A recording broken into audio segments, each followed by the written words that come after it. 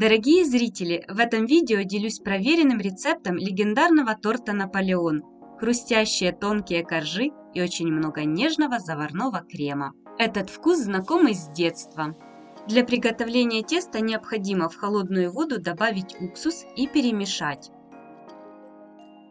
Яйца слегка взбиваем, чтобы разбить структуру яиц. Выливаем их в воду, добавляем немножко соли и перемешиваем. Когда ингредиенты соединились между собой, отставляем ненадолго в сторону. Муку просеиваем через сито. Холодное масло натираем на терке, либо нарезаем кубиками. Нужно муку смешать с маслом, это удобно делать ножом. Либо можно размягченное масло перетереть с мукой руками. Тут уже кому как удобно. Все ингредиенты и пропорции для приготовления теста и крема будут указаны в описании под видео. Делаем углубление и по чуть-чуть добавляем в него яичную смесь. Перемешиваем с мукой, затем снова добавляем яичную смесь. Сразу все выливать не нужно, иначе растечется по столу. Когда все жидкие ингредиенты перемешали с мукой, замешиваем тесто. Долго тесто вымешивать не нужно, просто собираем его в комок. На замес теста ориентировочно уходит 600-650 грамм муки. Больше муки добавлять не рекомендую, иначе тесто будет тугим. У меня тесто получилось мягкое и не липнет к рукам. Делим тесто на 12-14 частей. Скатываем их в шарики, накрываем пищевой пленкой и отправляем в холодильник минимум на 1 час, чтобы тесто охладилось. Затем достаем с холодильника и каждый шарик раскатываем сразу на пергаменте. Сначала охлажденное тесто раскатывать тяжело, затем оно согревается, становится мягче и раскатывать становится проще. Но не допускайте, чтобы оно стало слишком мягкое, иначе будет прилипать к скалке. Поэтому лучше доставать по 2 шарика, раскатывать, а остальные в это время пусть стоят в холодильнике. Тесто раскатываем максимально тонко, затем вырезаем круг диаметром 24-26 см. Делаем наколы вилкой и отправляем выпекать в разогретую духовку до 180 градусов. Готовые коржи будут красивого золотистого цвета.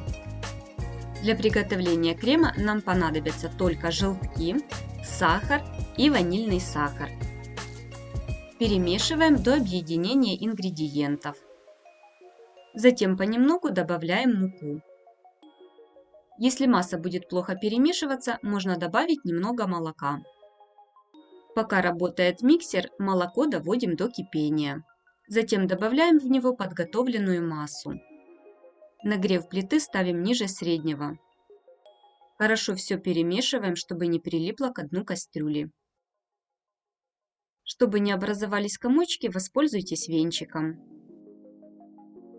От плиты не отходим, так как масса быстро густеет, все время нужно перемешивать.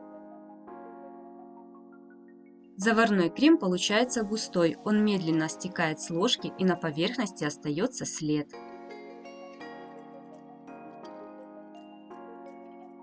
Чтобы крем не обветрился, накрываем его пищевой пленкой в контакт и оставляем до остывания. Когда крем и коржи остыли, собираем тортик. Все коржи обильно смазываем кремом. Так как я люблю, чтобы крема было много, то делаю обычно на 1,5 либо на 2 порции, но в рецепте пропишу ингредиенты на 1 порцию. А вы делайте по своему вкусу, как больше нравится. Коржи при сборке тортика могут ломаться, это ничего страшного, они пропитаются и видно не будет. Обрезки с коржей измельчаем в крошку и обмазываем бока и верх тортика.